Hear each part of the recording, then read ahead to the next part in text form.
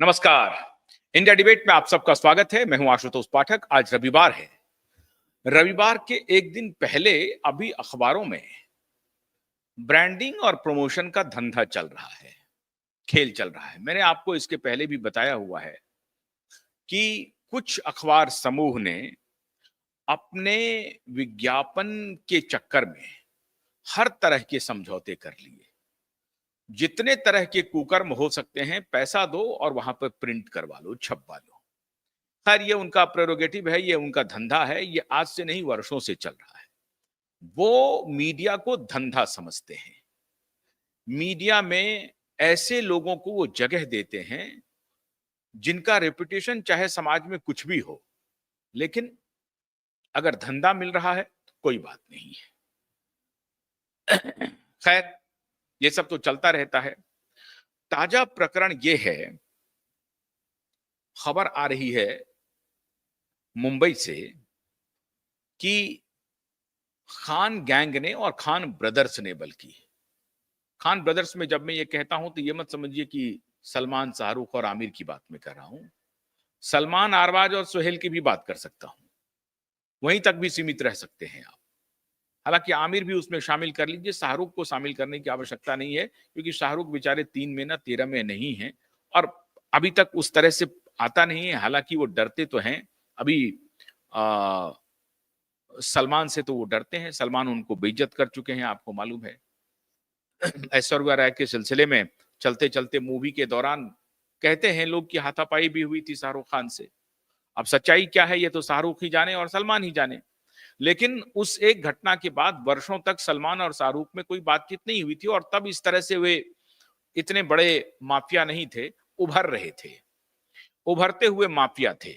कौन? सलमान खान, जिनको बैकिंग हो रही थी माननीय दाऊद अब्राहम जी से।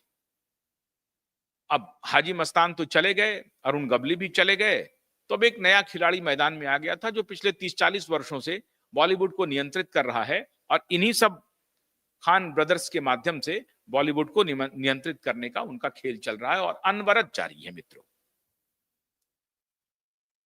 जब चलते चलते के सेट पे सलमान और शाहरुख के बीच में झगड़ा हुआ ऐश्वर्या राय को लेकर के, तो आपको यह मालूम होगा कि चलते चलते मूवी से ऐश्वर्या राय को निकालना पड़ा शाहरुख खान को, और फिर उसके बाद ऐश्वर्या राय से इनके बीच का जो संबंध था वो पूरी दुनिया में जग जाहिर हो गया। बाद में ये नौबत आ गई कि ऐश्वर्या राय को प्रेस कॉन्फ्रेंस करके कहना पड़ा कि साहब, हमारा उनसे कोई रिश्ता नहीं है, और दबी जुबान में उन्होंने ये भी कहा कि वो बहुत ही एब्यूसिव हो गए हैं सलमान, और पजेसिव हो गए हैं। अब इसका कोई इलाज नहीं है, तो उन्होंने खुद को उनसे अलग कर लिया, क्योंकि उसी दौरान उनका वो हर फिल्म के सेट पे पहुंच जाते थे। कभी विवेक ओबराय के शूटिंग के समय में, कभी शाहरुख के साथ शूटिंग के समय में ऐश्वर्या राय का वो पीछा करते थे। रात में शराब पी करके घर पहुंच जाते थे, दरवाजा खटखटाते थे, मतलब गुंडागर्दी करते थे। और ये कि ऐश्वर्या राय उस वक्त नई नई फिल्म इंडस्ट्री में गई थी, अपनी माँ के साथ रहती थी, तो बेचारी को डर लगता होगा कि ये कौन आ गए। लेकिन शुरू में तो इनको लगा कि सलमान खान बड़े ही अच्छे आदमी हैं, एक्टर हैं, तो इनका दिल भी आ गया होगा सलमान के ऊपर, कोई बड़ी बात नहीं है। लेकिन इस दिल लगाने का नतीजा ये हुआ कि रोज इनको गाली सुननी पड़ती थी, रोज शराब पी करके इनको नशे में गाली सुननी पड़ती थी और थप्पड़ भी खाना पड़ता था। लोग तो कहते हैं कि एब्यूसिव नहीं था मामला, सिर्फ गाली गलौज तक नहीं था, थप्पड़ भी चलाया गया था। तो ये है इनका इनका इतिहास। मित्रों, अभी उसके ऊपर चर्चा नहीं कर रहा हूं मैं, अभी चर्चा कर रहा हूं मित्रों कि ताजा घटनाक्रम क्या हुई है। ताजा घटनाक्रम भी तो जानना चाहिए। दिशा सुशांत के केस के बाद अभी एक फर्जी रिपोर्ट आई। रिपोर्ट तो सही थी सीबीआई की, लेकिन फर्जी लोगों ने उसके बारे में कुप्रचार किया। और कुप्रचार में आपको मालूम है, रिया चक्रवर्ती को क्लीन चिट मिल गया, आदित्य ठाकरे को भी क्लीन चिट मिल गया। आदित्य ठाकरे ने तो एफिडेविट में कह दिया है कि हमको क्लीन चिट मिल गया है सीबीआई से, जिसकी जांच सीबीआई के पास नहीं है, और बिहार पुलिस ने भी मुझे क्लीन चिट दे दिया। तो ये जो क्लीन चिट का खेल खेला गया ना, ये असल में परसेप्शन मैनेज करने की प्लानिंग थी। हो ये रहा है कि लगातार इन माफियाओं की जितनी फिल्में आ रही हैं, वो धाराशायी हो रही हैं। जनता ने इन्हें रिजेक्ट कर दिया है। एक सुशांत की और दिशा की मृत्यु के बाद देश भर में हिंदी जो दर्शक हैं, उन्होंने बॉलीवुड का अघोषित बहिष्कार कर रखा है। और उत्तर प्रदेश हो, बिहार हो, यहां तो अब मल्टीप्लेक्स चल नहीं रहे हैं। मुंबई में भी वो लोग देखने जाते नहीं हैं। पंजाब हरियाणा में भी यहीं जाते हैं, दिल्ली की तो बात ही छोड़ दीजिए। कुछ स्टूडेंट हैं जो थोड़ा बहुत देख लेते हैं। मल्टीप्लेक्स की हालत खराब हो गई है। उसके दूसरे कारण भी हैं। टेक्नोलॉजिकल इंटरवेंशन हो गया है। भाई हॉटस्टार पे आ रहा है, नेटफ्लिक्स आ रहा है, अमेजन आ रहा है, कौन जाएगा वहां पे? तो इन्होंने नेटफ्लिक्स में जाने का धंधा शुरू किया था, लेकिन अभी भी इनका प्रेम जो है वो मल्टीप्लेक्स से है। 70 mm के पर्दे से प्रेम गया नहीं है, क्योंकि 70 mm के पर्दे पर ये सोचते थे कि लोगों को बेवकूफ बना दो, नाच गाना करो और पैसे फिकवाओ। आपको याद होगा कि 70 mm के पर्दे पर लोग सिनेमा देखने जाते थे और जैसे ही हीरोइन का डांस शुरू होता था, लोग पैसे फेंकने शुरू कर देते थे।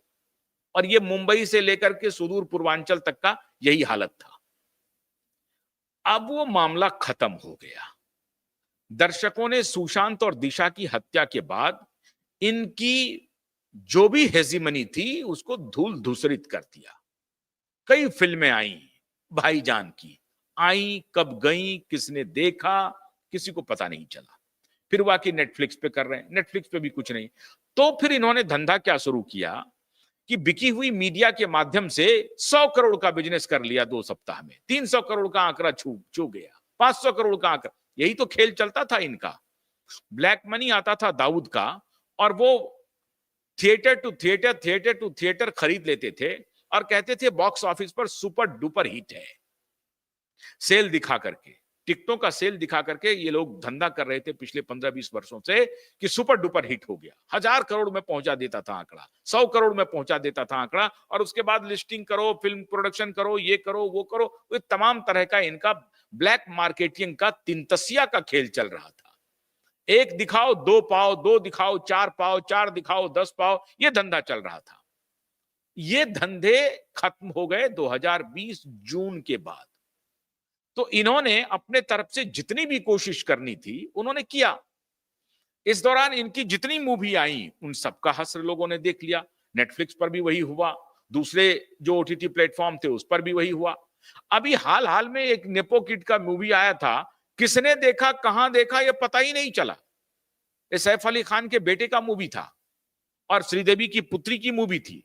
कहां चला, किसने देखा, किसी को पता नहीं। बाप भी नहीं गया प्रीमियर पे, मां भी नहीं गई प्रीमियर पे, अपनी मां भी नहीं गई प्रीमियर पे अब्राहम अली खान की। तो ये हालत हो गई है इनकी। नेपो किड्स का चल नहीं रहा है। अभी एक पांडे साहब का आया है तो पांडे जी बाहरी हैं, अब उनका क्या करेंगे, तो उनकी मूवी थोड़ी बहुत चल रही है। जो कोई भी बाहरी लोग हैं जो मुंबई में जाके काम कर रहे हैं उनका तो चलिए थोड़ा बहुत चल भी रहा है, लेकिन बाकियों की तो बोरिया बिस्तर पूरी तरह से इन लोगों ने समेटवा दिया है हिंदी भाषी दर्शकों ने। अब इसी से आप कल्पना कीजिए, पूरा हिंदी हार्टलैंड इन खान ब्रदर्स के खिलाफ खड़ा हो गया है और बॉलीवुड के माफिया एक्टरों के खिलाफ। इन्हें आप एक्टर ना कहिए, ये माफिया है, ये माफिया एक्टर हैं। माफिया एक्टरों के खिलाफ पूरा हिंदी हार्टलैंड खड़ा हो गया है जब से सुशांत और दिशा की मृत्यु हुई है। और ये बात मैं नहीं कह रहा हूं, आमिर खान के भाई फैजल खान ने कहा कि सुशांत और दिशा के आत्मा का श्राप लगा है इस बॉलीवुड पर, और ये बॉलीवुड पूरी तरह से ध्वस्त हो गया है, और जो कुछ भी बचा हुआ है वो आने वाले 1-2 दिनों में और ध्वस्त हो जाएगा। ये बात मैं नहीं कह रहा हूं, आमिर खान के अपने सगे भाई कह रहे हैं, छोटे भाई, आमिर खान के सगे भाई, 1-1.5 साल ही छोटे हैं वो, फैजल खान। फैजल खान का कहना है कि ये हमारा जो बॉलीवुड है ये धूर्तों का बॉलीवुड है, झूठों का बॉलीवुड है, मक्कारों का, दलालों का और बिजनेस करने वालों का, नकली चीजों के बिजनेस करने वाले का, नकली नोटों के बिजनेस करने वाले का, ड्रग का धंधा करने वालों का। ये फैजल खान कह रहे हैं, जिस फैजल खान को आमिर खान ने स्वयं घोषित कर दिया था कि ये पागल है। फैजल खान को कह दिया था आमिर खान पागल है, लिखित रूप से अदालत में कहा जा रहा था कि तुम सिग्नेचर करने का राइट किसी और को दे दो। ये था बॉलीवुड। इस बॉलीवुड ने सोचा था कि अब 5 वर्ष बीत गए हैं, मामला शांत हो गया है, एक रिपोर्ट आ गई है, उस रिपोर्ट में एक नो फाउल प्ले किसके खिलाफ क्या ये नहीं देखा। अश्वत्थामा हतो नरो बा कुंजरो, ये है बॉलीवुड के स्टार। वो महाभारत में क्या हुआ कि अश्वत्थामा जो थे उनको मारना, वो अमर थे, उनकी मृत्यु नहीं हो सकती थी, और वो तभी हो सकता था कि जब वो प्रकरण सब आपको मालूम है। तो भगवान कृष्ण ने कहा कि ये उद्घोष करो कि अश्वत्थामा की हत्या हो गई, मृत्यु हो गई, लेकिन हाथी मरा है या अश्वत्थामा मनुष्य मरा है इसकी जानकारी नहीं होने पाए, तभी अश्वत्थामा का वध हो सकता है। तो जैसे ही हुआ अश्वत्थामा हतो नरोवा कुंजरो की भगवान कृष्ण ने शंख बजा दिया। अब नरो बा कुंजरो, अश्वत्थामा हतो से सुनाई पड़ा, लेकिन नरो बा कुंजरो सुनाई नहीं पड़ा। तो यही इनकी हालत हो गई है कि no foul play, no foul play देखा, लेकिन no foul play against home ये नहीं देखा। लगा दिया कि no foul play against Sushant Singh Rajput, लगा दिया। वो नो फाउल प्ले दूसरा था। नो फाउल प्ले था कि जो सुशांत की बहन है उनका सुशांत की मृत्यु से कोई लेना देना नहीं है, ये था उनका फाइंडिंग। लेकिन उस फाइंडिंग को इन्होंने कहा कि नहीं नहीं नहीं नहीं नहीं, नहीं फाइंडिंग आया है सीबीआई का कि रिया की कोई भूमिका नहीं। रिया की भूमिका जो हत्या में है वो तो अभी पता चलेगा आपको, लेकिन इन्होंने उस रिपोर्ट को प्रचारित प्रसारित किया, और उसकी जैसे ही ये प्रचारित प्रसारित शुरू हुआ होना दलाल मीडिया के माध्यम से कि ये बिल से निकलने लगे सूरज पंचोली और इंटरव्यू देने लगे। अभी कुछ दिन पहले भी उनका इंटरव्यू आया था, बड़े बड़े बाल लगा करके, चोटी लगा करके, बड़ा चोटी लगा करके इंटरव्यू पॉडकास्ट में आने लगे। रिया चक्रवर्ती ने तो खैर पॉडकास्ट का अपना खेल अलग शुरू किया। बिलियनर ने कहा करे लगो ना, मैं हूं ना, मैं सीबीआई को मैनेज करूंगा, मैं तुम्हें पैसा दे रहा हूं, बिलियनर फ्रेंड हूं, चिंता मत करो, लगाओ पॉडकास्ट करो, आमिर खान को बुलाओ, सुष्मिता सेन को बुलाओ। और सुष्मिता सेन को इसलिए बुलाओ क्योंकि ललित मोदी से साठगांठ करो। ललित मोदी को मालूम है कि किस देश में 1.25 करोड़ रुपया दे करके उसकी सिटीजनशिप खरीदी जा सकती है, वो तुम्हारा सारा काम सेट कर देगा, क्योंकि ललित मोदी और विजय माल्या आजकल यही काम कर रहे हैं, वो भी अपना ब्रांडिंग का खेल कर रहे हैं। ललित मोदी और विजय माल्या यहाँ के एक यूट्यूबर को बुला करके अपनी ब्रांडिंग करवा रहे हैं कि देखिए हम तो वेल्थ जनरेटर हैं, एम्प्लॉयमेंट क्रिएटर हैं, हमको मीडिया ने देखिए बेईमान बना दिया।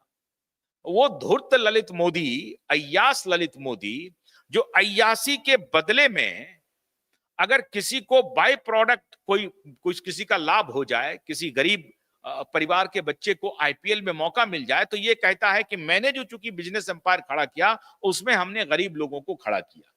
अरे तुम तो उस गरीब लोगों को मौका दिया, इसमें कोई शक नहीं है, लेकिन बिजनेस भी किया, इसमें कोई शक नहीं है, लेकिन तुम्हारी धूर्तई, तुम्हारी अय्यासी, तुम्हारी गुंडागर्दी, यही वो शख्स था जिन्होंने कहा हर टेलीविजन चैनल्स को, आप आज अगर नेशनल न्यूज चैनल पे या डीडी न्यूज पे, आपको याद होगा दूरदर्शन क्रिकेट का प्रसारण करता था, अब दूरदर्शन क्रिकेट का प्रसारण नहीं करता है इन्हीं माफियाओं की वजह से। क्रिकेट जो एक समय में राष्ट्र का खेल हुआ करता था, अब राष्ट्र का खेल नहीं है, वो पैसे का खेल है। सब लोग समझ गए हैं, सारे लोग। यंगस्टर्स को अभी भी चूंकि दीवानगी है, और जो सट्टा खेलने वाले, तो अब हमको लगता है कि हर घर में एक सट्टेबाज तैयार कर दिया ललित मोदी ने। किसी भी देश के किसी भी क्लब में चले जाएं, आपको सट्टेबाजी चलती मिल जाएगी बड़े बड़े क्लब में। सारे क्लब सट्टेबाजों का अड्डा हो गया है, और उस क्लब की मेंबरशिप 50-50 लाख रुपए है। एक एक क्लब की मेंबरशिप 50 लाख रुपए, और वो सारे क्लब सट्टेबाजी का अड्डा हो गया है। सारे 5 स्टार सट्टेबाजी का अड्डा कर दिया इन ललित मोदी जैसे लोगों ने। लेकिन ललित मोदी अभी आकर के बाहर में ब्रांडिंग कर रहा है कि हमने गरीब परिवार के बच्चों को मौका दिया, और आज देखिए, अरे गरीब परिवार के बच्चे जब वहां पहुंचते हैं 1 2 3 मैच के बाद में उनकी सारी फितरत बदल जाती है, जैसे कि मिस यूनिवर्स की फितरत बदल गई थी। सारी मिस यूनिवर्स जब बन करके आती हैं, कहती हैं कि मुझे जो पैसे मिलेंगे उस पैसे से मैं गरीब बच्चों, अनाथ बच्चों के लिए काम करूंगी। एक ने भी नहीं किया। ये फ्रॉड स्क्रिप्ट लिखा जाता है मिस यूनिवर्स के लिए, और ये फ्रॉड स्क्रिप्ट ये लोग क्वेश्चन आंसर की तरह रट के जाती हैं, और वहां पर अवार्ड लेने के बाद, जीतने के बाद, मेडल जीतने के बाद आकर के फिर मीडिया में मैनेज करके फिर कहती हैं कि अब मैं बच्चों के लिए काम करूंगी। एक फर्जी एनजीओ भी खोल देती हैं वो। लेकिन उसके बाद धंधा इनका चलता है देह को बेचने का, अपनी शरीर को बेचने का धंधा चलता है। यह है मिस यूनिवर्स का खेल, और यही खेल इन्होंने आईपीएल में कर दिया। चीयर लीडर्स तैयार किया, अधनंगी लड़कियों को इन्होंने चीयर लीडर्स के रूप में लगाया, और वो चीयर लीडर्स कुछ भी नहीं था, वो शराब और शबाब का कॉकटेल था। शराब और शबाब दोनों का कॉकटेल तैयार किया इस ललित मोदी ने। और वो विजय माल्या कह रहे हैं अपने को बड़ा शानदार व्यवसायी, वो पॉडकास्ट में आकर के कह रहे हैं कि मीडिया हमें चोर कहती है। I am not thief, Vijay Mallya कह रहे हैं।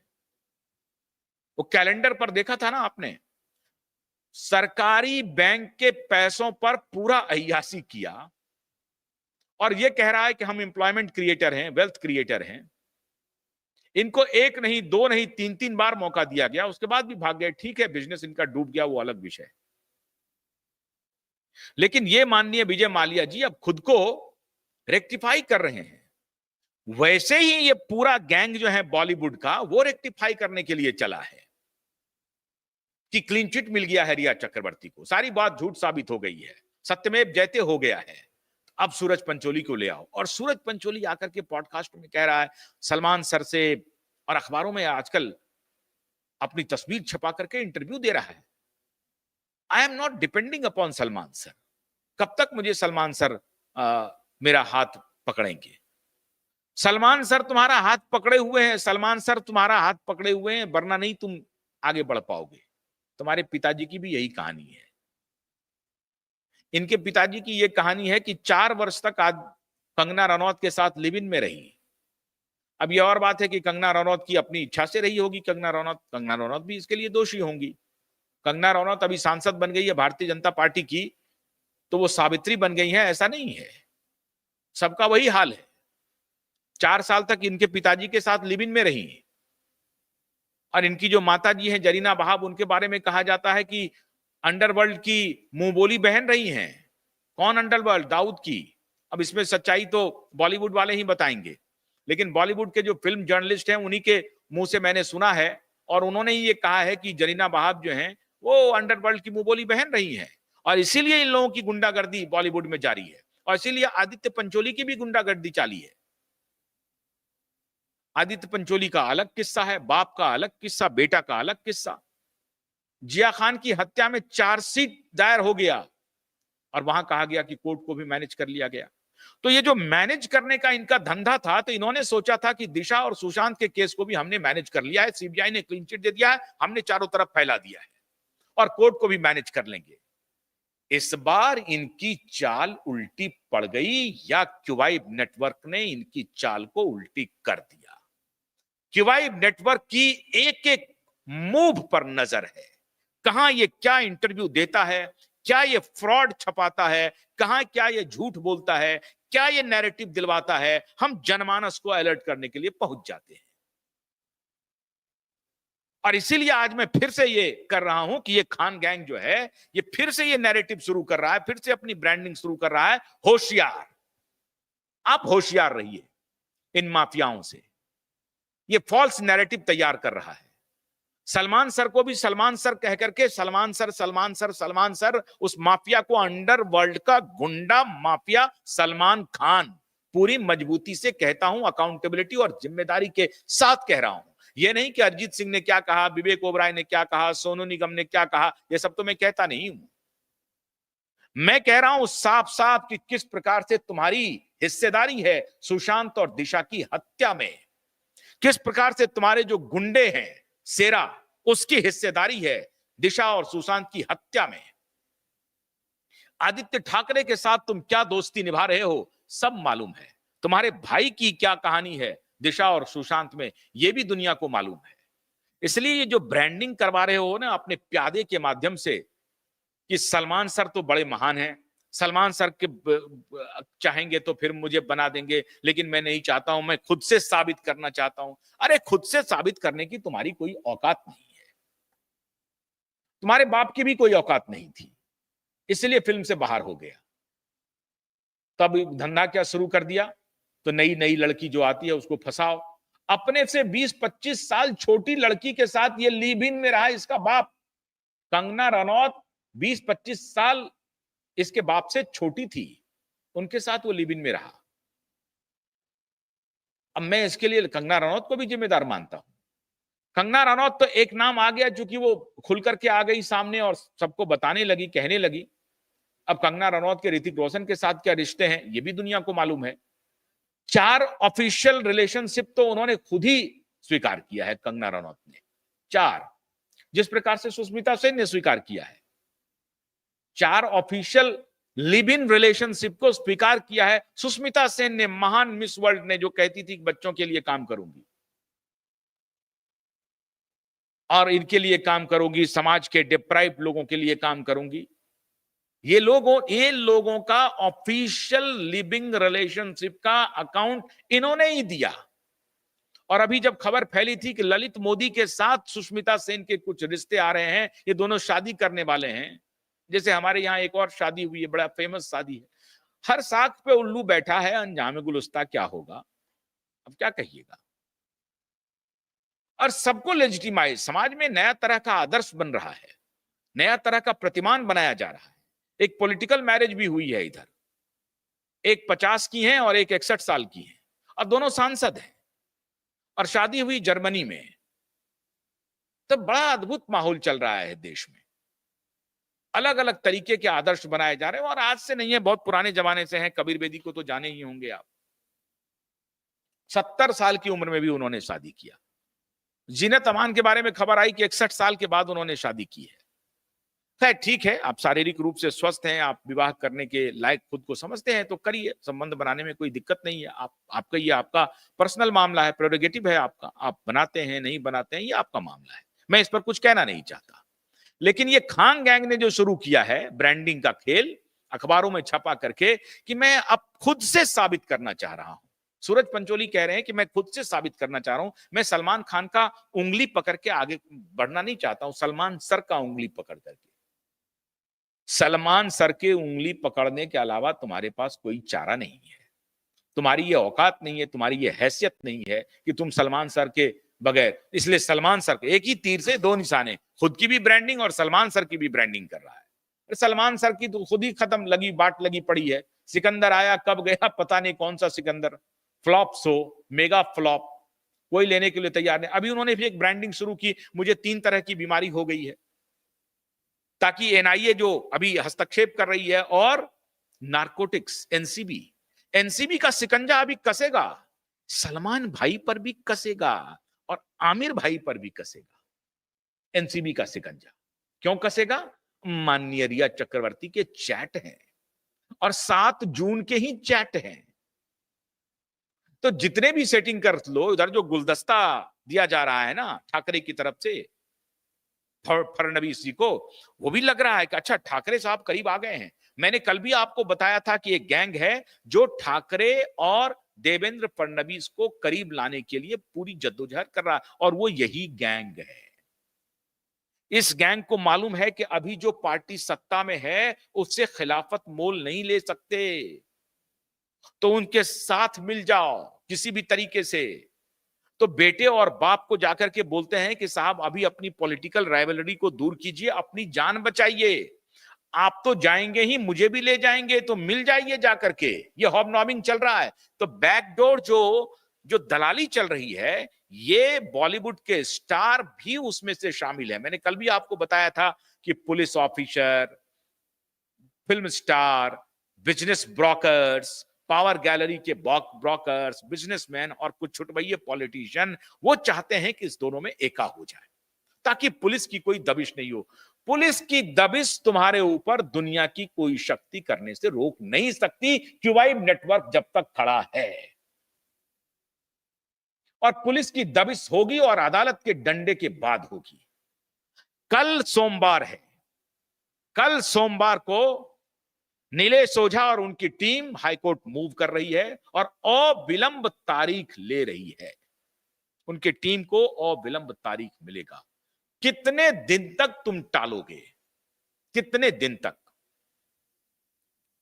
ये जो टालने की बात और बिल से निकल करके ब्रांडिंग करने की बात है ना, ये हमारा एक एक दर्शक जान गया है, इस देश की जनता जान गई है।